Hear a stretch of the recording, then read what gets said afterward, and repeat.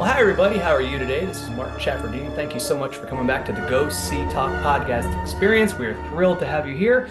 We are thrilled to have our next guest, conductor extraordinaire Lawrence Lowe, formerly of Pittsburgh, if I'm not mistaken. You Many Philadelphia boy? places. Yeah, but I actually was before Pittsburgh, I was in Dallas. I was Oh, the associate conductor there, and so yeah, that was kind of the beginning of my relationship with this orchestra. excellent. Well, I've been to several shows, seen you take the podium several times, but you're also now got an appointment as the music director of the Waco Symphony as early as this spring. Congratulations. How's Yeah, the thanks. treating you? Oh, it's been great. Yeah, we're just getting started. We have the whole season planned for next season. I'm going down there in about a week and a half to do auditions and more planning and marketing and just kind of getting ready for the launch of the season. But yeah, I'm extremely excited about that new appointment, and it'll keep me in the DFW area more as well. That's super. Usually the DSO shows they sing a little higher, the music's a little more glorious when you're there, so that's nothing but good news. So, Excellent.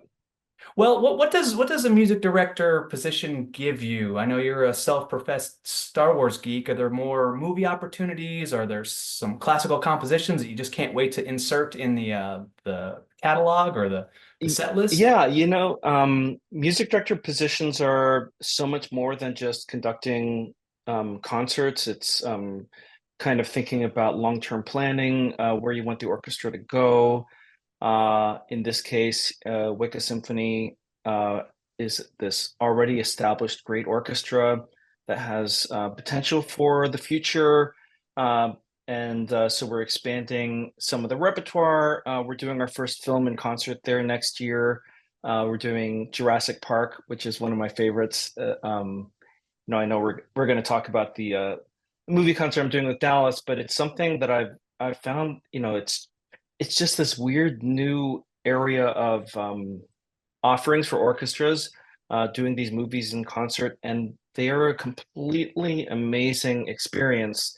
And I wanted to bring that to Waco. So part of my thought about the future there was to just start doing some of those there because I think there's a market for it. It brings in new audiences. For people that love these movies, it's a completely new experience of taking in the music in a live performance while you watch the movie. So it's a completely amazing, connective experience. The music is elevated and also extremely difficult.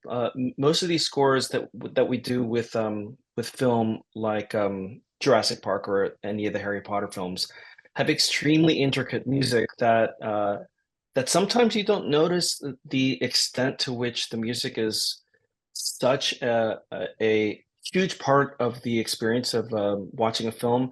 But in a performance like we're going to be doing with Jurassic Park in Waco and Harry Potter in Dallas, uh, that experience, seeing the orchestra playing those notes while you take in the film, really makes it a next level experience.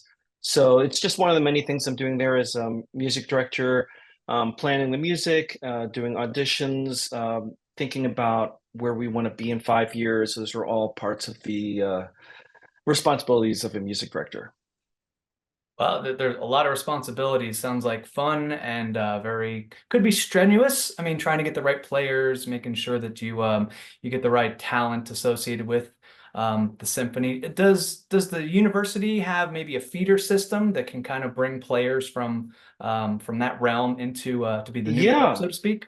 in in this case, and there's a very kind of, I think it's a unique relationship that the Waco Symphony has with Baylor University, which obviously is a huge part of Waco. Um, but the uh, but the university has an excellent music school, and there's an intern program where musicians from the university can audition to be interns with Waco Symphony and get opportunities to perform with a professional orchestra throughout the year in like every range of concert, including these film concerts or the main subscription classical concerts. Huge learning experience. It wouldn't be possible unless the music school that you're associating with is of the level of Baylor. But because it is, then we're able to do that and provide these incredibly unique experiences that are, I think, one of the hardest things is just kind of like leading to the professional world as a musician is finding experiences as a person who's still learning to know what it feels like to be in a professional setting. And so Waco Symphony, in conjunction with Baylor University, is kind of uniquely positioned to be able to capitalize on that really, I think, important juncture in a career of a young musician. I think that's great. And in a farcical sense, I wonder, do students coming out now, you mentioned Jurassic Park, Mahler has been dead for a long time. Do the students kind of have this weirdness about they're playing something that was done right before they were born, or say something that they didn't grow up with until maybe their older brothers or parents introduced them to it? Do people want to gravitate towards the music that they know, like the music that they may have heard in film or music that's being written now as opposed to before they were born? Is that what you're asking? Kind of. It was a bit of a joke question. It was the Oh yeah. idea that, trying to reach out to a new audience. But, I've seen that you've done The Force Awakens and you've done, but, conversely, going back to E.T. or something like Jurassic Park, these were done just before any of those younger Oh, players right, were right, right, starting to right. come up. So, it's terrible No, no, joke. no. I think, one of the things so like for me, I didn't grow up with every film that I've conducted, like I've done Casablanca and Wizard of Oz, Jaws.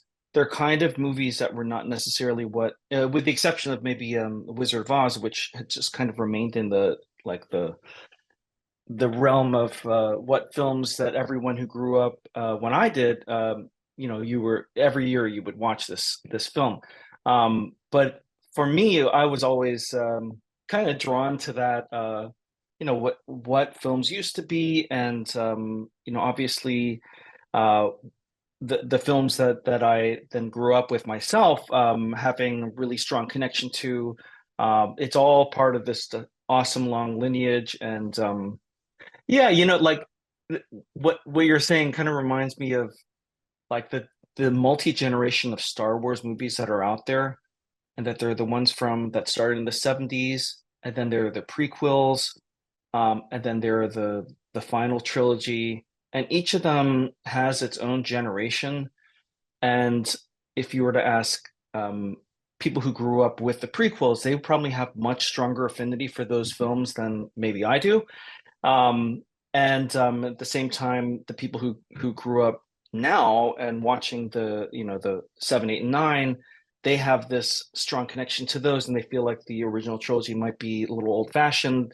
But I mean, the common thread in all this is that this music was all written by John Williams. They were all like incredible scores, and to me, it, the seeds that he planted in that first film in 1977, just he was able to foresee at that moment a sound world that he was able to replicate and evolve throughout all those decades, and I find it absolutely amazing. I know it's kind of a tangent from your quip earlier, but it's just I feel like it's amazing to think of music in this way as a part of the character of these films and what makes them so great.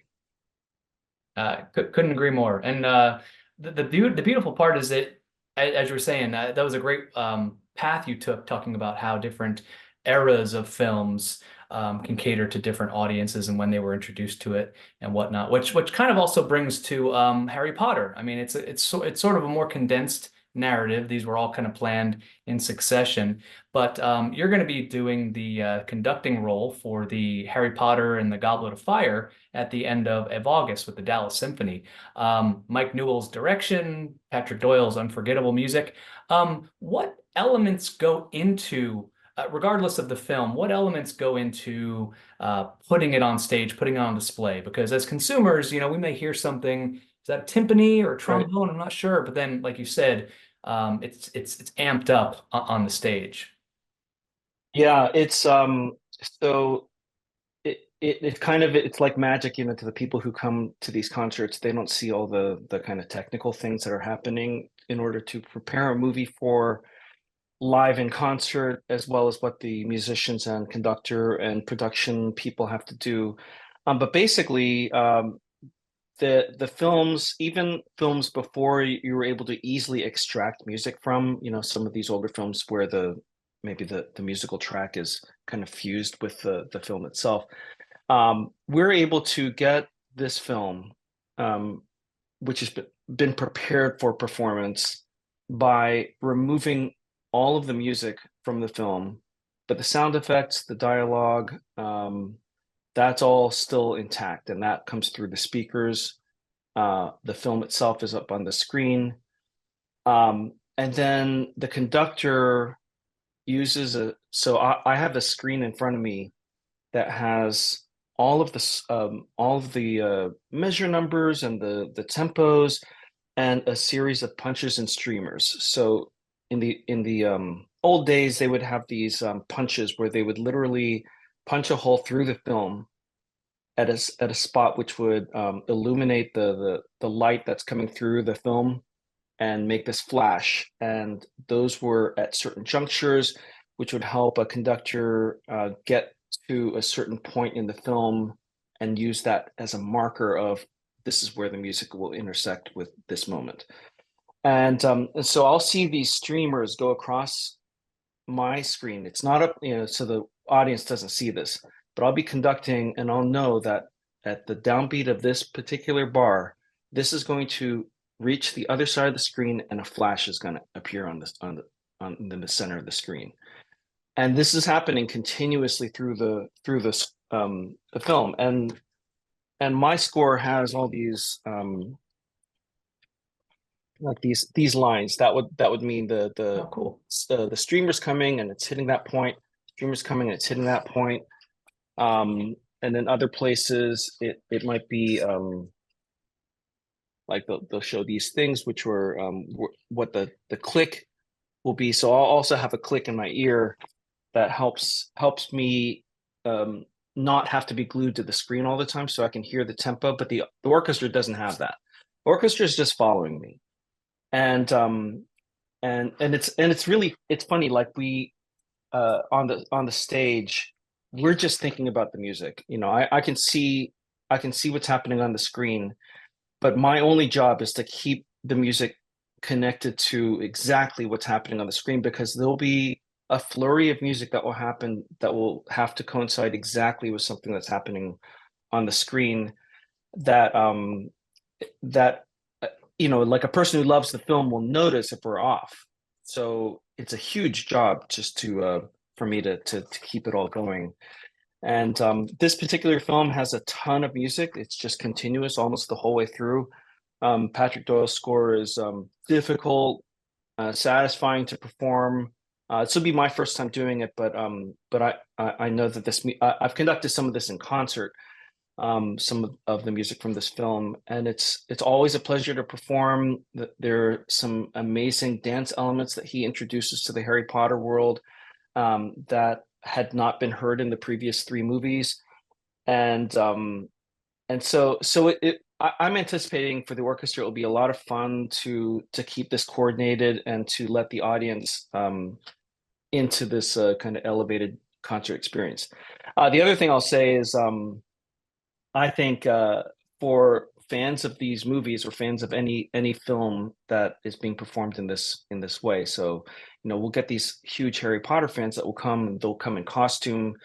It will feel like a premiere for them. They'll get to the hall, they'll see the majesty of the Meyerson, they'll walk in, they'll get to their seat, they'll see the giant screen, and as soon as they hear the orchestra playing it live, there will be like this communal feeling with all these other fans that are in the audience. And one thing that I'll do is I'll invite them to react. I don't want the audience to feel like they can't applaud if the music for Triwizard Introduction is so amazing that they feel like they want to applaud, they should do that. If they want to scream, if they want to laugh, it is a completely relaxed and enthusiastic concert experience that I think is it's different from what I think the stereotypical classical concert is for people. And it's one of the reasons why it's such a great thing for orchestras to be doing because it brings in a completely new audience. Oh, totally. I remember the first live to picture performance I saw was actually at the Meyerson. Richard Kaufman, Pop's conductor laureate, conducted Casablanca, and there were things that Yeah, I'd never heard before. And I mean, it is tremendous just to be in that room. You might hear something as a consumer and think, I've heard that, but I didn't know that instrument made it. And I like right, how you're saying the fans get to have a relaxed evening. Conversely, you are on the edge playing Guitar Hero with your screen streamer, which right. has got to be Oh, totally. frustrating. Yeah, Because you're right, you yeah, have to hit yeah. everything at the beat that's It is required. like a video game. I think one of the reasons why I like it is that it is kind of like this fun, unique challenge. It's like a video game, keeping everything together. I just recently did E.T., which I know that has also been done with Dallas Symphony. Um, and the whole bicycle chase scene, it's so difficult for the orchestra to perform. It's Wow. so difficult for the conductor to keep it in tempo. In fact, John Williams, who wrote the score for E.T., tells the story of how he himself, after writing the score for this film and writing that bicycle chase scene towards the end of the film, couldn't keep it with the film. In the scoring sessions, he told Steven Spielberg, "I have to rewrite this because I can't keep it. I can't get it to line up." And to that, Steven Spielberg actually said, "I don't want you to do that. I want you to just perform the music the way that you want to, and then I'll make the movie match up with what you perform." And so what we see on the film when we experience that and when we perform that film, it is the way that uh, Steven Spielberg altered the film to match the music, and that's just an awesome way of showing how much Steven Spielberg respects John Williams, but also to how it speaks to how difficult it is to keep that music going and to, in a way, you relinquish artistic thought and control as a musician. So as a conductor, I'm not thinking, oh, I'd love to stretch here because I don't have that luxury. I have to do it the way that it had been done. Luckily, usually the music had been performed initially in a really compelling way.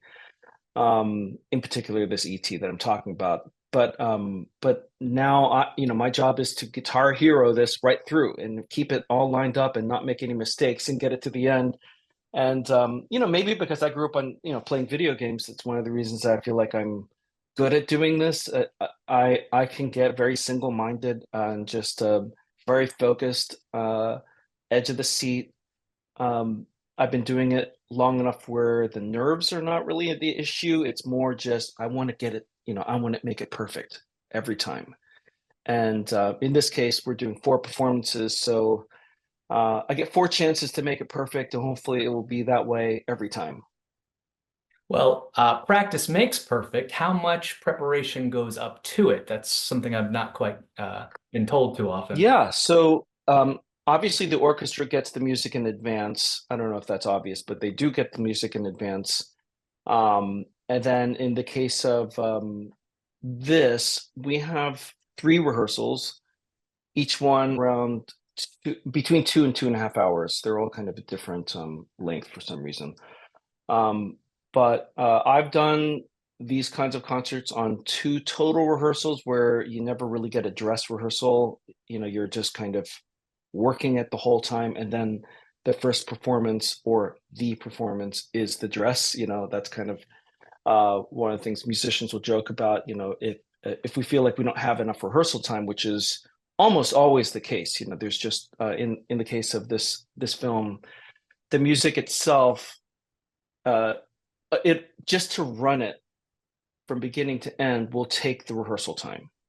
So in terms of going back and fixing things, that's what the next rehearsal is. Or or maybe we'll only tackle two-thirds of the film in the first rehearsal, which is probably what will end up happening, and then finish it in the second, and then running as much of it as we can in the third, so that we're feeling like it's not a dress rehearsal once the audience is there.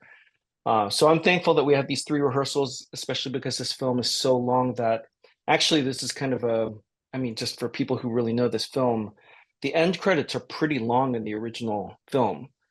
And and the way that they performed this, the way that they prepared this film is they shortened the end credits because otherwise it would put us into like a third overtime segment, you know, like as far as the musicians on the stage go. And you know, we will in the end credits we're recapping music that you know had already been performed. So we basically have a very exciting shortened, truncated end credits that has a great ending instead of basically recapping every single film theme from the film throughout that whole ending. So that will be the one difference for people who really know this film. They're not going to not hear anything. It's just the end credits itself is slightly shorter in order to keep us within this very restricted time frame that the orchestra can perform continuously on that stage. Yeah. It's not the Tour de France. You don't have 5 hours. They Right. don't have the endurance to do that. But, No. I remember speaking to Patrick after he scored Kenneth Branagh's Jack Ryan Shadow Recruit. And I said, Patrick, what do you have against the strings section? You're really putting to work. And he goes, Oh, I love the strings. They get you out of jail free so many times. What are the expectations for the strings section in Goblet of Fire? Oh, I mean, I think it's hearing that quote, that's kind of interesting just because of the way that he uses the strings. He has I think a great way of creating, in particular, like the using dance in this in a way that that strings, you know, from some of the earliest forms of string music, where you know, literally it would be like a group of musicians performing music and people dancing. That sort of music lies so perfectly in the strings, and there are many moments where the strings in particular are playing what are almost like Scottish reels, and that kind of music lies so perfectly in the way that string players produce sound, and I love that is something that he respects about the you know, like the biggest group of musicians on that stage are the strings, and they have to play in perfect synchronicity. They have to have the same feel. It's one of the hardest groups to consolidate just because there's so many of them playing the same part, whereas you'll have second oboe, one person playing that one part. We'll have 14 first violins or 16 first violins all playing that one part.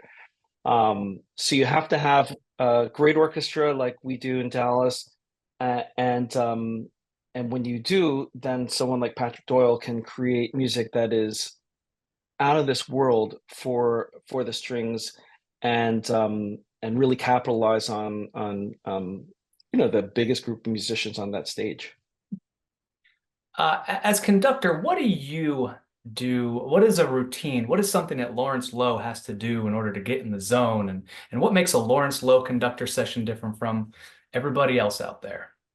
Um, well, I think that I have well, in terms of like my preparation, um, you know, I don't really have a like pre-concert routine or pre-rehearsal routine, except, you know, like I'm constantly reviewing and thinking about the music leading up to that first rehearsal. Most of the work that a conductor has to do, what I do in the rehearsals, is get it to where we don't have to be thinking about technical things as much during the performance. There's always things that we have to think about, like that are non-musical considerations, like how are we going to coordinate this moment and change the tempo to this.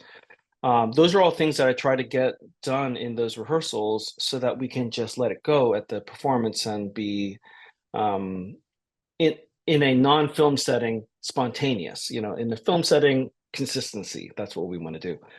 And then in terms of, you know, what makes it different with me, and I'm not unique in this way, but I think that one of the jobs of the conductor is to make the musicians feel really confident. And I think one of my special skills is that I don't freak out. So like if anything, because a million things happen on the stage that the audience is not aware of. Someone will come in wrong, something will not be together, the balance could be off, uh, someone might have an instrument malfunction. Everything has happened in front of me that I've seen or heard.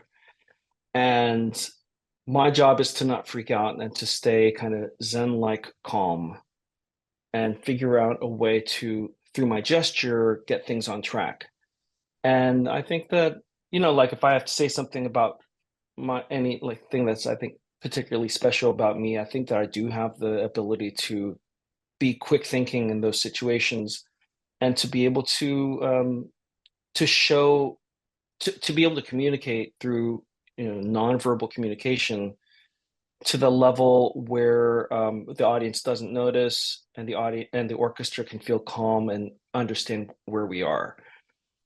So yeah, I mean, I think the other thing, I mean, if I'm talking about myself, is that I don't plan my physical gesture. Like I don't think about I'm going to do I'm going to move my arms in this way.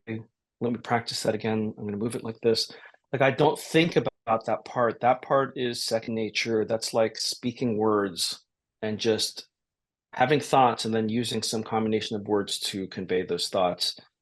I think the same way with having a musical idea, something that I want the orchestra to do, and then have an instinctive I did learn how to conduct, but at this point, my gestures are unique to me, and I have a way of using any combination of those gestures to convey whatever that musical thought is. And and I think what orchestras, I hope what orchestras appreciate me is that from me is that I'm able to be spontaneous and natural and have fun with the music by being unplanned and unrehearsed in terms of exactly what I'm showing. That as an assistant conductor, where I was, in Dallas in the early 2000s, I've seen many, many guest conductors, and I can tell the ones that plan it all out and the ones that don't. And for me, I always want the one that is reacting to what's happening at that moment instead of just showing their exact kind of robotic gesture that they had planned. Because if the orchestra is not performing the way that you want them to, you need to be able to make them change without necessarily stopping and telling them, by just showing, I want to move faster here. I want you to play more connected, or I want you to play more detached, or I want you to have accents on this particular note. And a lot of that stuff is in their music, but if the conductor is not showing it, then the musicians might say, "Oh, that I guess it's not that important, that accent or that shortened note or whatever it is." And sometimes music is ambiguous, like if you have music like Mozart or Beethoven, where not every single note is covered with a articulation marking saying this one is played this detached, this one is played longer. That they look to the conductor for gestures to show them how to play those notes, which will have maybe some limited information on the page. And I think this is a kind of like a long-winded way of saying that I always want the conductor to show all of those things and to do it on the fly, especially if the orchestra is not doing what they want, and to be able to make those changes without always stopping. And I'm definitely a conductor in that corner. Well, you're extremely good at not showing that you're sweating because I remember two very specific instances with the DSO. Both happened around Christmas time. One was a very beautiful situation where just by virtue of it, it lost the baton, but you kept going. Oh, And I'm yes. wondering, is there like a Pez dispenser that you just step in up? One just comes up and you just did not break a beat. It was great. And then Oh the my second gosh, I one totally was remember that. Tell me the other one. Yeah. Well, this wasn't embarrassing, but this is just it shows how funny and charming you are. Um, 12 days of yeah, 12 days of Christmas during the Christmas pops. I bet this happens a lot, but when it gets to five golden rings and the microphone goes around the audience and people do the five golden rings, sometimes you get some tenors, sometimes you get some baritones, sometimes you get Pavarotti incumbent. And I love this part where the guy gets deep into five golden rings and you're like telling him that he needs to get up with the choir. It was beautiful. Yes. So Occasionally, like I kind of do that jokingly if like there's some outstanding singer, especially a like like I think the tenor voice is kind of a rare voice, and we always need them in the chorus. And if we get an amazing tenor that's in the audience, I feel like why are they not in the chorus? But I remember that the baton thing because to me it was like in slow motion. I remember losing the baton and it like kind of did this thing. It went over the first stand of second violins, landed behind them in front of the second stand, and then one of them picked it up and handed it to me kind of underneath the like the audience couldn't see it. You could see it. But that has not happened to me that many times. So that's amazing that you did catch that. There's no Pez dispenser second baton. The library does keep a whole battery of various batons in the music library that are like from various conductors and maybe I think they probably have one of mine in that because I have a kind of a generic baton. It's not like this special custom baton, but it is this one baton that I like. And every time I pick up a different baton, it just doesn't feel right at all. So I use this one baton. I usually have only one out there at a time. And if I do lose it or if it breaks, which I've also broken batons during concerts and during rehearsals many times, happens maybe once every other year. Um, in those cases, I usually just stop using a baton because there are many times where I will conduct performances without a baton intentionally, just because for whatever reason at the beginning of that week I didn't use one and then felt like I never needed to pick one up. That's I would say that maybe every time you've seen me, I've had a baton, but I think in my life, I'm probably 40%, maybe 30% no baton oh anyway. wow. So Okay. that it kind of helps in situations like this. But I think in film concerts, it's really better for me to use a baton because the baton adds a level of clarity. Uh, Whereas I think no baton adds a layer of expressiveness that I can't do certain kinds of expression that's harder to do with a baton. But in film concerts, we don't really, there is no time for that. Like we're just keeping it together and trying to make it as musical as possible, but they need a clear beat. And that's why I'll plan to use a baton. But that's funny. Oh, there've been many, I've had batons explode. Like I Really? literally, like it was like a wand from Harry Potter kind of just absolutely exploding because they're made of wood. The ones that I use, they're a very fragile, tapered piece of wood.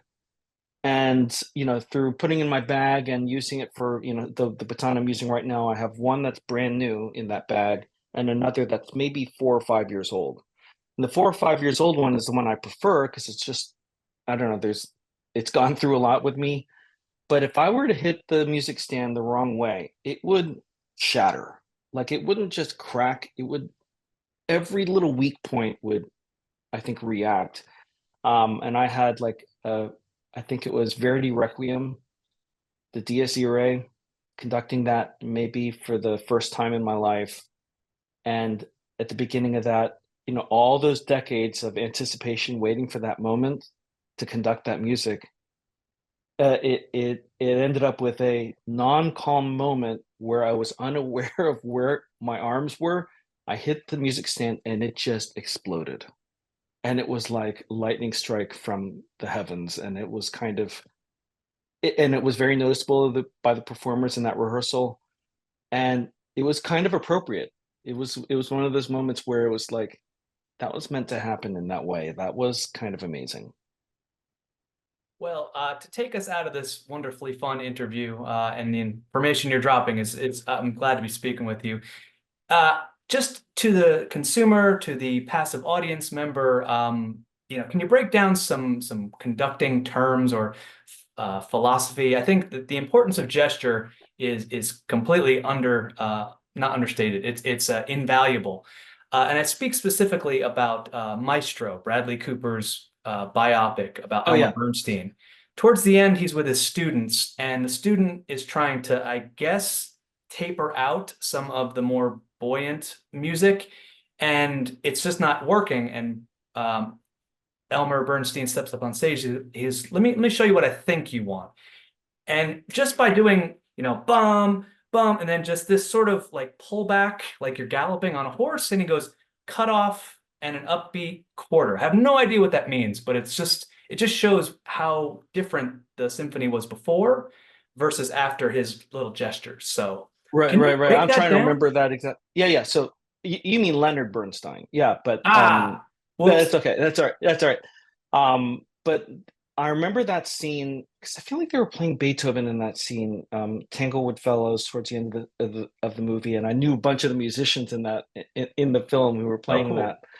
cool. Um, but that I think what he was doing in that case. Maybe there was something I don't remember exactly um, what was happening in the context of that, but I'll speak more generally that in a situation where you have a student conductor, a lot of times they're over conducting, like they're showing too much. They're showing there's like too much information coming from them where the musicians who are really they're looking kind of peripherally at a conductor always, like one of the things that I'm sure the audience, when they watch an orchestra perform on the stage, they can see that the musicians are mostly looking at their music, looking up at critical gestures to see critical points in the music, or like kind of going back and forth with their eye contact. Musicians are generally able to peripherally take in whatever a conductor is doing all the time. That's why they are all facing the conductor. That's why they lift the stand to a certain point where they can see the music, but also see all these gestures that are happening. And you can kind of practice that at home if you're looking straight and you move your hand around here. You can see what's happening there. That's what the musicians are always doing. If what's happening by the conductor is all the same and like just so much information, uh, then they will tend to tune that out because it's all the same. Okay. But if like what you're kind of describing, like he's kind of like maybe saying like just pull back here, be kind of like just bouncing along. You're in cases like that, what you're signaling to the orchestra as a conductor by getting out of the way is, I like what you're doing, keep doing it, I'm riding along with you. And then at a certain moment, a conductor might decide to interject themselves into what's been happening to lead to maybe a tempo transition or to the climax of the phrase or whatever. And then they'll interject themselves and show something new, show some new gesture, whatever that is. Maybe it's just like a huge fist. Maybe it's a giant downbeat, just what the beginning of each bar is the downbeat. Signaling that is always a downward motion, and making every downbeat a big moment will be ignored, but making the ninth bar huge means, oh, that one's special. And so I can see the conductor wants something different here. The whole orchestra will take in that information and play something a different way, more focused, maybe louder, maybe more accented, whatever is shown. And that is how a conductor can make a big difference and also make what they're doing noticed. And then therefore you're kind of negating all that other stuff because it's just not important if the orchestra is doing a great job to show every single thing the whole time. You will be ignored. So in terms of like general terms, I already mentioned downbeat. Um, some musicians who are listening or watching might know the term ictus. An ictus is the actual beat that is shown by a conductor. A lot of times it's on this kind of imaginary table, and you're leading to the ictus, and then you're kind of bouncing like a ball on that moment, on that spot, and that signals the moment that orchestras will take in what they perceive as a beat collectively. And great orchestras like Dallas, there is a delay. There is a delay from what, like an audience might think, why is the orchestra playing everything later than the conductor is showing? Or why is the conductor ahead of everyone? And I think the reason, because to me, it's all right what they're doing. Like, I don't want them to go, but I want them to go, but. Like that's slightly later. And the reason that I want them to do that is that there's still information that I'm showing. Like if you were to take the ictus and watch it in slow motion, and there's this moment where the beat happens, there's also something that happens afterwards. There's like a quick, like a quick rebound or pushing through.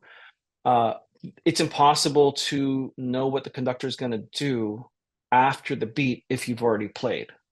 So there is a little bit of a kind of collective delay that we don't perceive as not coordinated, but I think audiences that watch will sometimes think that. I don't know if you watch conductors, when you see them, does it feel like the orchestra is sometimes behind and the conductor is sometimes ahead? I have not paid too much attention, but Oh, okay. All right. this month, August 29th through September 1st at the Dallas Symphony, I will. Excellent.